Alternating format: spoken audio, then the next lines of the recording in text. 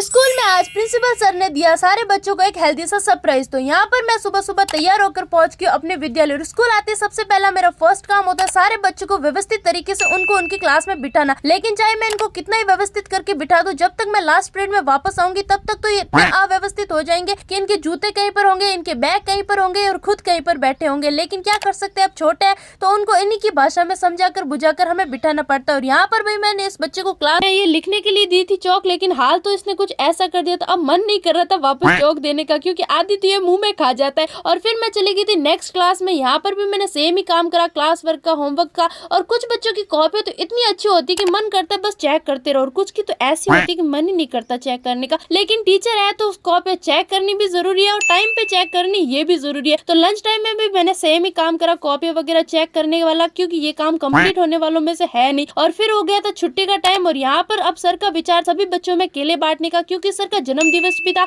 तो इसी उपलक्ष्य में सर ने सारे बच्चों का मुंह मीठा करवा दिया और पूरी स्कूल में अपने जन्म दिवस पर सभी बच्चों को केले भी खिला दिए। और ये सबसे अच्छा और हेल्दी सरप्राइज था इनके लिए। और वैसे इनके चेहरे की खुशी तो आप देख ही सकते हो। और मैंने कहा था ना कि हमारे सर का मतलब नेचर काफी ज्यादा अच्छा है, तो वो तो आपको वीडियो में दिख ही गया होगा। और फिर हम चले गए थे बड़ी क्लासों में, उनको भी सारे केले वितरण करे। और फिर यहाँ पर सारा काम हो चुका था। और अब जो कचरा इन्होंने ग्राउंड में फैलाया तो वो तो हम इन बच्चों से ही साफ करवाएंगे, क्योंकि इतना तो अब ये कर ही सकते हैं। एंड आज के ब्लॉग में बस इतना ही, मिलते हैं अगले ब्लॉग में, तब तक के लिए सबको राधे राधे।